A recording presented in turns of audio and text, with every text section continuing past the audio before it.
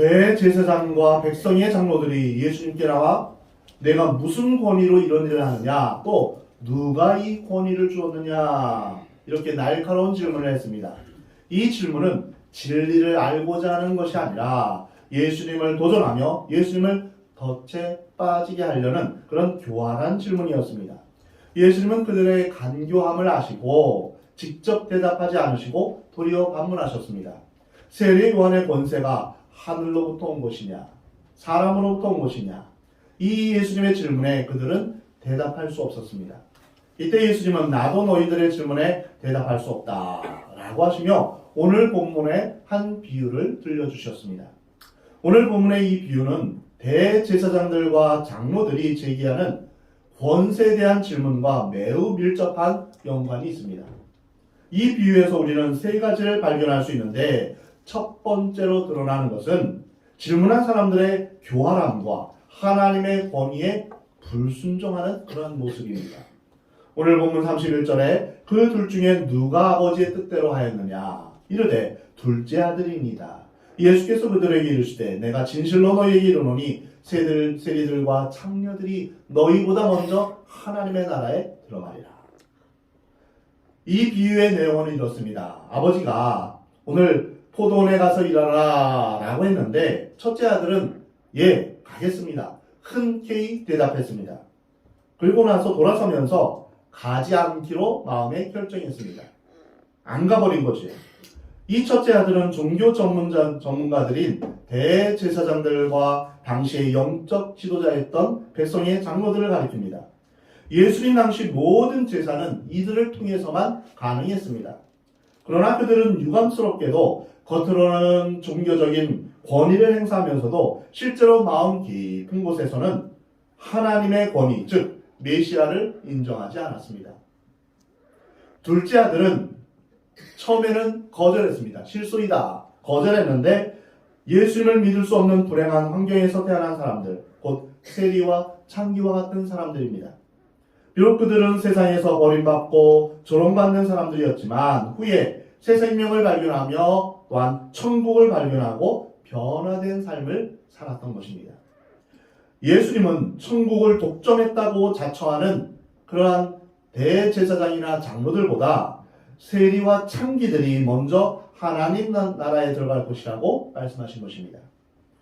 오늘 본문 32절에 요한이 의의 도로 너희에게 왔거늘 너희는 그를 믿지 아니하였으되 세리와 창녀는 믿었으며 너희는 이것을 보고도 끝내 뉘우쳐 믿지 아니하였도다. 여기서 예수님은 정면으로 대제사장들과 장로들의 불신앙과 회개하지 않는 강팍한 마음, 완악한 마음을 지적하셨습니다.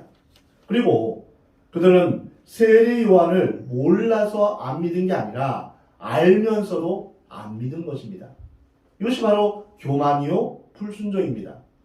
내 마음 가운데 믿음이 없다라고 하는 것은 우리 마음 가운데 완악한 마음이 있기 때문입니다.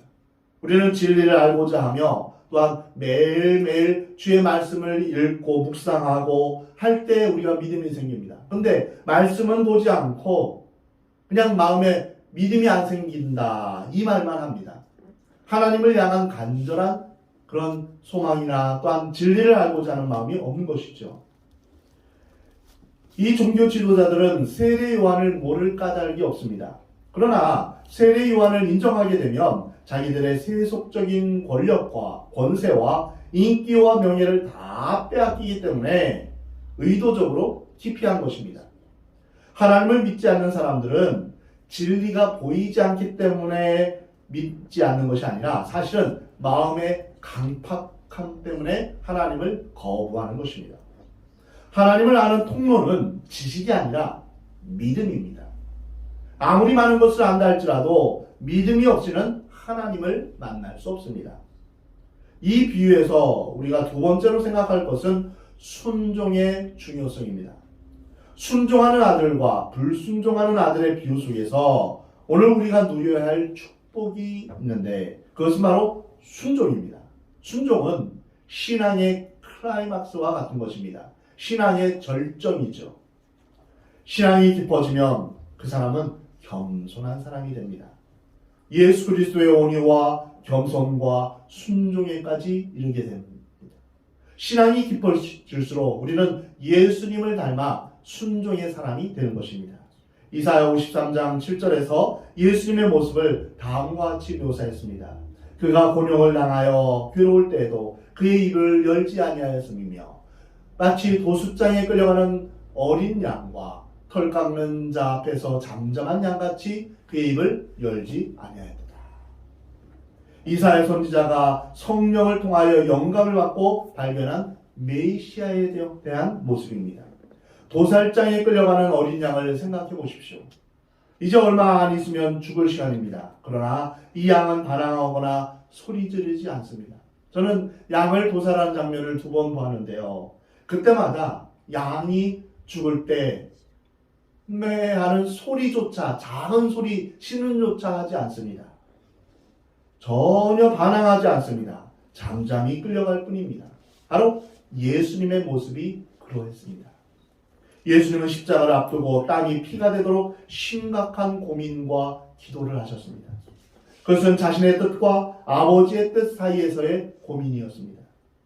예수님은 아버지여, 만일 아버지의 뜻이거든 이 잔을 내게서 옮기시옵소서. 그러나 내 원대로 마시옵고 아버지의 원대로 되기를 원합니다. 이렇게 기도하셨습니다. 예수님은 마지막 결정적인 순간에 하나님의 뜻에 자기를 굴복시켜서 십자가를 지신 것입니다. 최초의 사람 아담이 하나님을 거역한 이후에 모든 인간의 마음속에는 불순종이라는 원죄가 들어가게 되었습니다.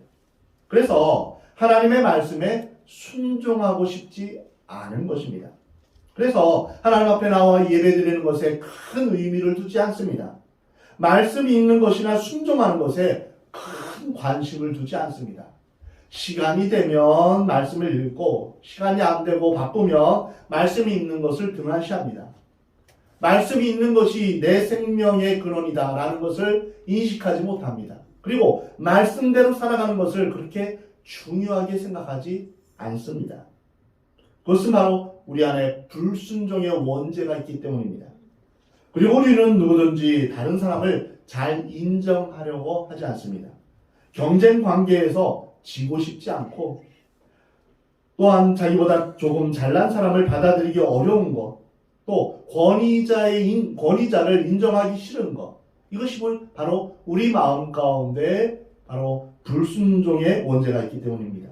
이것은 단순히 인간의 본능 같지만 영적으로 분석하면 그것은 원죄에 해당됩니다. 인간의 본능은 순종이 아니라 불순종입니다. 인간의 본능은 수용이 아니라 거부입니다. 인간의 본능은 다툼이며 투쟁입니다. 이것이 인간의 영혼 깊은 곳에 죄와 섞여 있기 때문입니다. 로마서 5장 19절에 보면 한 사람이 순종하지 아니함으로 말미암아 많은 사람이 죄인 된 것 같이 한 사람이 순종함으로 많은 사람이 의인이 되리라. 아담 한 사람이 하나님 앞에 불순종한 이후로 온 인류는 불순종의 사람이 되고 말았습니다. 태어나면서 불만과 비판과 불순종과 분노와 미움으로 점철된 그런 모습의 인간상이 형성된 것입니다. 그러나 또 한 사람 예수 그리스도께서 순종하심으로 말미암아 믿는 모든 사람들이 의인이 되었습니다. 예수 그리스도는 자신의 뜻을 버리고 십자가에서 자신의 몸을 완전히 죽이심으로 말미암아 불순종의 영을 제거하고 순종의 영으로 대체하신 것입니다. 우리의 구원은 예수 그리스도를 믿음으로 말미암아 시작됩니다. 그러나 그 구원은 주님의 말씀을 나의 삶에 적용하고 말씀 그대로 순종함으로 완성되는 것입니다. 내가 예수님을 믿습니다. 말로만 하고 삶에서는 그것을 전혀 나타내지 않습니다. 이것이 바로 구원파의 맹점입니다. 언제, 어떻게 믿었냐, 이것은 굉장히 중요시하면서 구원받은 이후의 삶에 대해서는 그렇게 중요하게 생각하지 않는 것이죠. 오늘 예수님이 보여주신 이 비유의 핵심 메시지는 경멸당했던 세리와 창기가 겸손하게 자기를 포기하고 온전히 하나님 앞에 순종함으로 말미암아 하나님 나라에 들어가게 되었다는 것입니다. 그러나 잘난 척하고 똑똑하다고 생각하며 종교 지식이 많다고 하는 종교 지도자들은 입술로는 하나님을 섬기고 하나님을 찬양하며 예배하는 것 같지만 마음의 깊은 동기에는 하나님을 거역하고 하나님과 동등된 자격을 갖고 싶어하는 교만과 불순종이 있다는 것을 보여주시는 것입니다. 그래서 하나님께서는 순종이 제사보다 낫다라고 말씀하신 것입니다. 여기서 우리는 하나님의 권위에 대한 인간의 응답은 바로 순종이라는 것을 알아야 합니다. 이 말은 권위를 인정할 때만 참 자유가 있다는 것이며 동시에 우리가 순종해 줄 때만 진정한 자유와 평화와 기쁨과 구원과 찬양과 능력을 소유할 수 있다는 것입니다. 우리가 우리 마음대로 우리의 노력대로 내가 하고 싶은 대로 하면 참 자유가 있는 것 같지만 아닙니다. 내가 내 뜻대로 하고 싶은 그런 것은 오히려 마귀의 종이 되는 것입니다. 순종하지 않고는 어떤 경우에도 마음의 평안을 얻을 수가 없습니다. 하나님과의 바른 관계를 갖지 않고는 우리는 진정한 마음의 평안을 누릴 수 없습니다. 하나님은 권위 그 자체이십니다. 세상의 지식이나 수학적인 가설은 다 증명이 되어야 합니다. 그러나 영적인 진리는 증명되는 것이 아닙니다. 하나님은 최고의 절대적인 권위이십니다. 그래서 성경은 하나님을 믿으라 라고 그렇게 말씀하시는 것입니다. 하나님은 우리의 믿음과 순종의 대상이지 결코 연구의 대상이나 단순한 인류의 희망의 대상이 아닙니다. 하나님은 그분의 권위를 그 아들 예수 그리스도의 그 지상에 계실 때 전부 다 그 권위를 주셨습니다. 하늘과 땅의 모든 권세를 내게 주셨으니 라고 예수님 말씀하십니다. 그러므로 예수 그리스도는 하나님의 권위를 이 세상에 완성시켜 놓은 것입니다. 그러면 성령님은 누구십니까? 하나님과 예수 그리스도를 통해서 이 땅에 완성된 구원의 권위를 우리에게 전달해 주는 역할을 하는 분이 바로 성령님이십니다. 이 하나님의 권위에 대한 절대 순종을 통해서 우리에게 임하게 됩니다. 우리가 언제 하나님의 능력과 하나님의 평안과 하나님의 구원을, 하나님의 천국을 경험할 수 있을까요? 하나님 앞에 순종할 때 경험할 수 있는 것입니다. 하나님은 믿어도 되고 안 믿어도 되는 그냥 취사 선택하는 그러한 분이 아닙니다. 모든 사람이 반드시 믿어야 하는 대상입니다. 만약 하나님을 믿지 않는다면 하나님을 무시해도 보통 무시하는 것이 아닙니다. 하나님을 인정하지 않는다면 하나님을 깔보는 것입니다. 하나님을 믿는 것을 거역하는 사람을 가리켜 성경은 어리석은 자다라고 그렇게 말씀하십니다. 또한 성경은 하나님의 말씀이므로 이 자체가 권위를 갖고 있습니다. 학자와 신학자 누구의 증명도 필요하지 않습니다. 그러나 사람들은 성경을 학문적인 연구 대상이라고 생각하기 때문에 많은 문제가 있는 것입니다. 성경은 성령의 영감으로 기록된 하나님의 말씀이며 우리의 삶의 모든 기준이며 구원의 기준으로 우리에게 전달된 것입니다. 성경을 또 다른 표현으로 하자면 영어로 캐논이라고 합니다. 캐논은 자라는 뜻입니다.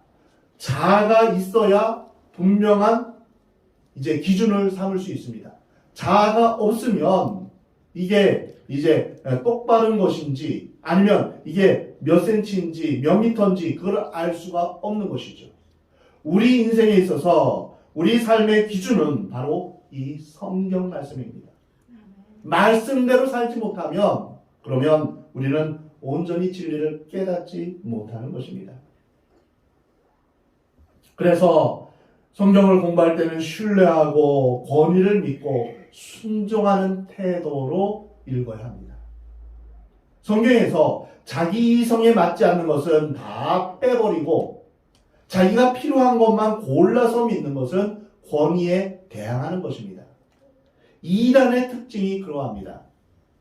자신들의 필요에 따라서 성경 구절을 여기저기서 빼가지고 그것을 강조합니다. 그래서 이상한 대로 흐르게 되는 것이죠. 우리는 성경을 내 입맛대로 그렇게 받아들이는 것이 아닙니다. 여기서 순종의 문제가 나타납니다. 우리가 순종하지 않는 이유는 우리 안에 불순종의 영이 있기 때문입니다. 근데 사람들은 이것을 교활하게 감추어 놓고 자꾸 현상적인 문제를 이야기합니다. 그래서 영적인 진리에 들어가지 못하게 합니다. 우리 안에 혹시 불순종의 영이 있지는 않는가요? 우리 안에 무서운 자존심이 아직도 도사리고 있어서 그것 때문에 하나님께 나가는 길이 막히고 있지는 않습니까? 아니면 게으름 때문에 하나님의 말씀을 실천하고 있지는 않습니까? 또는 자신의 생각과 고집에 사로잡혀서 말씀에 순종하지 않고 있습니까? 대제사장과 백성의 장로들이 바로 그러했습니다. 예수 그리스도를 보면서 그분이 어떤 분인지 알면서도 인정하기가 어려웠던 것입니다. 그래서 배척할 수도 없고 인정할 수도 없기 때문에 계속해서 교활한 질문을 던짐으로 자신들의 갈등을 표현하고 있는 것입니다. 순종은 하나님께 속한 것이며 불순종은 사탄에게 속한 것입니다. 신명기 28장에 보면 순종하는 자의 복과 불순종하는 것에 대한 저주가 나와 있습니다. 천국은 믿음으로 가는 것이죠. 그런데 천국은 순종하는 자들이 가는 것입니다. 왜냐하면 믿음과 순종은 동전의 양면과 같습니다. 믿음이 있노라 하고 순종하지 않는 것은 그것은 말이 안 되는 것입니다. 믿음이 있다면 순종이 반드시 따라와야 합니다. 그래서 우리는 하나님 앞에서 천국으로 가는 길은 바로 믿음과 순종입니다. 이것이 우리에게 있어서 반드시 필요한 것입니다. 세 번째로 생각할 내용은 무엇이 순종이냐 하는 것입니다. 오늘 본문 29절에 보면 대답하여 이르되 아버지 가겠나이다 하더니 가지 아니하고 둘째 아들에게 가서 또 그와 같이 말하니 대답하여 이르되 실소이다 하였더니 그 후에 뉘우치고 갔다 라고 말씀하십니다. 여기 보면 두 가지의 순종이 나옵니다. 그것은 입술의 순종과 마음의 순종입니다. 네, 가겠습니다. 말만 해놓고 그 이상 아무런 행동도 하지 않는다면 아무리 정중하게 네 가겠습니다 라고 말했어도 그것은 상대방을 현혹시키는 것뿐입니다. 진정한 순종은 외적인 형태에 있는 것이 아닙니다. 그것은 내적인 것이요 영적인 것입니다. 순종은 상황을 초월합니다.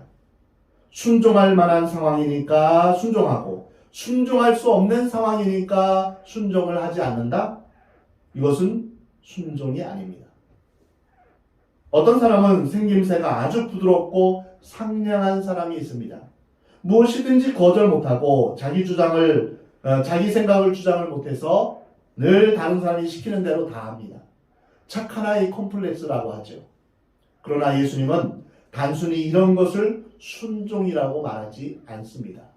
또 어떤 사람은 겉으로는 순종하지만 속에서는 이를 갈고 분노를 키워가는 사람이 있습니다. 이러한 것도 순종이 아닙니다. 또 어떤 사람은 순종하는데 그 마음이 아주 무감각해져 있습니다. 습관적으로 아무런 감동이나 분노나 존경도 없이 아무 생각 없이 맹목적으로 순종합니다. 아무 생각 없이 따라갑니다. 이것도 역시 진정한 순종이 아닙니다. 진정한 순종 속에는 예수님의 순종의 영이 있습니다. 본래 인간은 불순종의 영으로 물들어 있습니다. 근데 예수 그리스도를 믿음으로 말미암아 성령님을 통해서 거듭나면 하나님의 순종의 영이 우리 불순종의 영을 깨버리고 들어오시는 것입니다. 그래서 우리는 하나님 앞에 순종하고자 한다면 주의 성령으로, 즉 성령으로 충만하기를 우리는 늘 기도해야 됩니다. 저 역시도 주님의 뜻대로 살아가려면 내 힘과 내 뜻대로 살아가려고 하면 늘 넘어지고 늘 실패합니다. 어떻게 하면 우리가 주님의 뜻대로 살아갈 수 있을까요? 어떻게 하면 순종하며 살아갈 수 있을까요? 성령으로 충만해야 됩니다. 이것 외에는 답이 없습니다. 주님께서 말씀하신 뜻대로 순종하며 살아가려면 우리는 늘 순종의 영이신 예수님의 영이 우리 가운데 거해야 됩니다. 충만해야 됩니다. 예수 그리스도의 순종의 영이 우리의 마음을 온전히 다스리기 전까지 우리의 삶은 갈등이 계속됩니다. 내 육신의 법과 성령의 법이 내 안에서 싸웁니다. 나는 내 마음대로 하고 싶고 내 뜻대로 하고 싶고 내 고집대로 하고 싶고 내가 원하는 대로 내 쾌락을 위해서 내 즐거움을 위해서 살고자 하는데 내 마음 가운데 성령님께서는 하나님의 뜻대로 하고자 우리를 인도하십니다. 그러니 우리 마음 가운데 늘 이러한 갈등이 있게 되는 것입니다.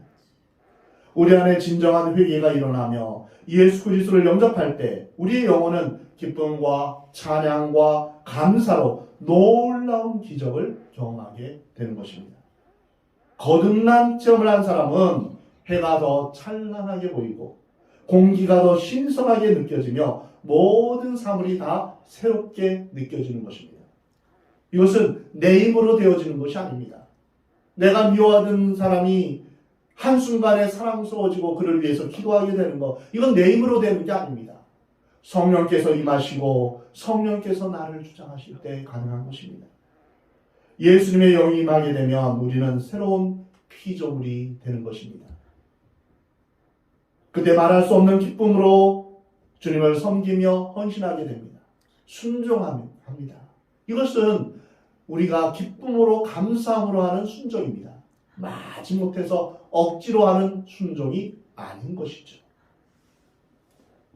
또한 예수님의 순종의 영이 들어오면 높은 자리에 있어도 교만해지지 않고 낮은 자리에 있어도 열등감에 빠지지 않습니다. 자신의 정체성을 분명히 알기에 어떤 위치에 있는가 이거를 중요하게 생각하지 않습니다. 누구 밑에 가면 순종을 잘하고 누구 밑에 가면 순종을 안 하는 그런 세속적인 순종을 하지 않습니다. 좋은 상관 밑에서도 살 수 있고 까다로운 상관을 만나도 갈등이 없게 됩니다. 이때 이 사람에게는 하늘의 기쁨과 축복이 넘치며 영적인 것들이 보이기 시작합니다. 예수님은 참된 신앙에 대해서 이렇게 말씀하십니다. 사람에게 보이려고 그들 앞에서 너희 의를 행하지 않도록 주의하라.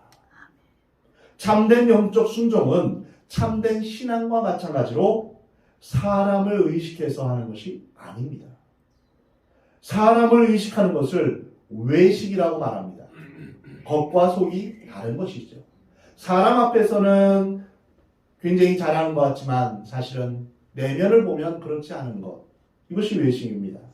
진정한 신앙은 오로지 하나님 앞에서 그 권세 앞에서 높고 위대하신 하나님을 모신다는 감격과 함께 감사함으로 순종하는 것입니다.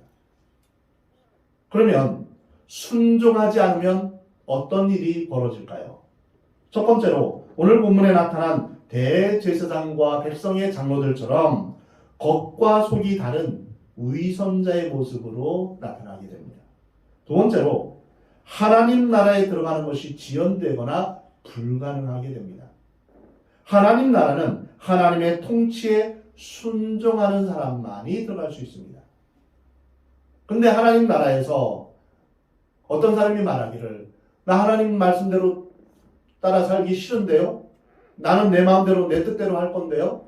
마음대로 나 죄 짓고 싶은데요? 이런 사람이 천국에 갈 수 있겠습니까? 아닙니다. 회개하지 않으면 하나님 나라에 갈 수 없습니다. 회개는 무엇입니까? 나 중심대로 내 고집대로 내가 중심이 되어 살아가는 삶입니다.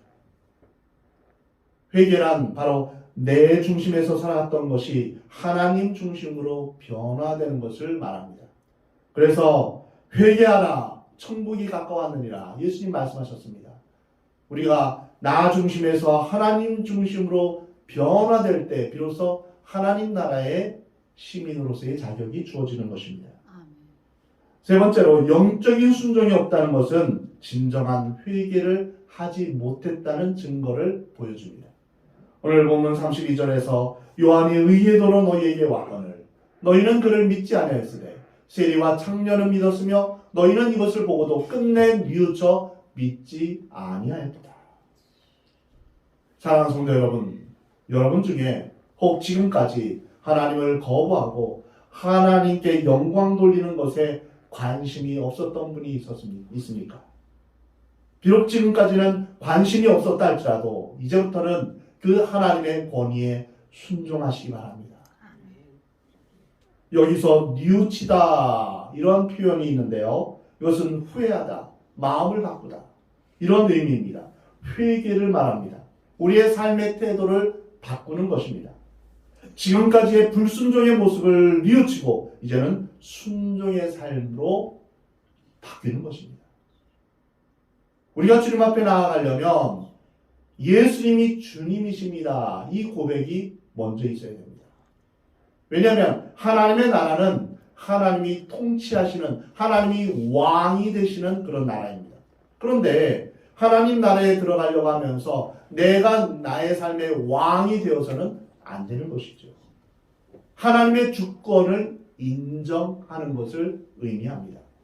그런데 입술로만 주여 주여 하는 것은 그것은 하나님 나라에 들어가지 못합니다.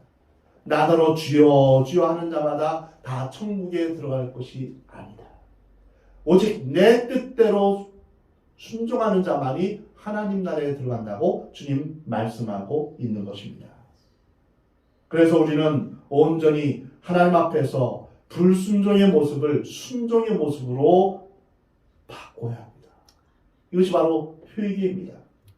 그래서 우리는 예수님을 영접한 세리와 창기들처럼 둘째 아들에 속한 사람이 되어야 합니다. 순종은 사람의 권위 때문에 하는 것이 아니라 하나님 자신과 그분의 말씀 때문에 하는 것입니다.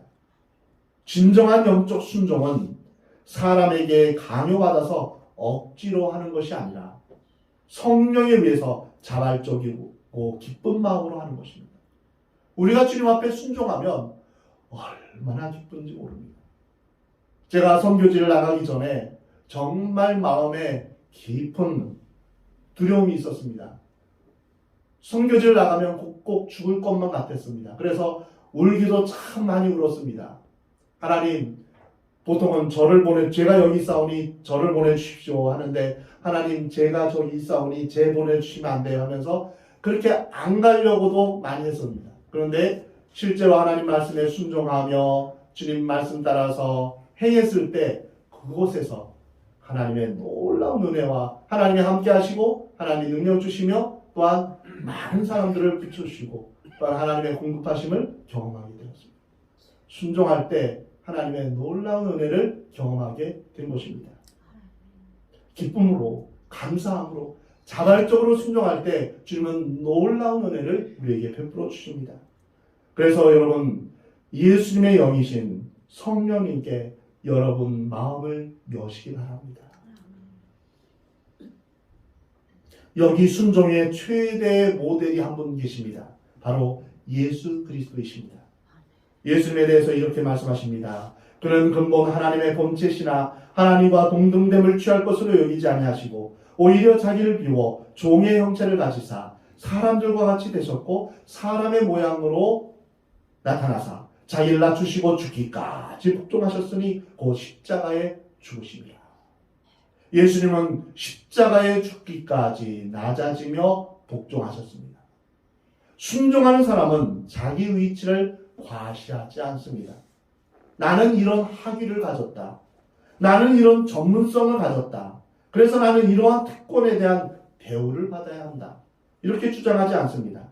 예수님은 하나님이셨는데도 하나님임을 포기하고 인간이 되셨습니다. 인간과 같은 육체를 가지신 후에 배고프시기도 하시고 피곤하시기도 하시고 또한 주무시기도 하셨습니다. 이러한 예수님의 낮아지심에 비하면 우리의 위치는 아무것도 아닙니다. 자기를 비워 종의 형체로 오신 예수님은 제자들의 발을 씻어주셨습니다. 우리는 직장이나 사회생활에서 어떤 권위자가 밑에 내려와서 일하면 권위가 손상되고 체면이 안 선다 이렇게 생각합니다. 이것은 예수님과는 정반대의 생각입니다. 직책이란 하나의 수단일 뿐이지 목표가 아닙니다. 우리는 누가 밥을 가져다 주면 앉아서 먹는 그런 사람이 아니라 밥을 날라다 주는 그런 사람이 되어야 합니다. 다 청소해 놓으면 들어가는 그런 사람이 아니라 청소하는 그런 사람이 되어야 합니다. 그것이 바로 그리스도인입니다. 이것이 바로 순종입니다. 예수님은 자신을 낮추시며 복종하셨는데 죽기까지 복종하셨습니다. 근데 예수님이 십자가에 못 박히실 때 의로운 사람들에 위해서 의롭게 못 박히신 것이 아니었습니다. 여기에 마지막 중요한 메시지가 있습니다. 어떤 조직에서 한 사람이 순종하기 싫을 때 이렇게 변명합니다. 나는 하나님께 순종한다. 하지만 사람에게는 순종하지 않는다. 그러나 그것은 순종하기 싫은 교만한 마음을 변명하는 것뿐입니다. 내가 정말 하나님의 사람이라면 나보다 형편없고 낮고 어리석은 사람이라도 순종해 줄 수 있어야 합니다. 그래서 진정한 그리스도인일수록 자꾸 낮은 데를 찾아가는 것입니다. 병든 사람을 찾아가고 어려운 사람을 찾아가서 그들을 섬기는 것입니다.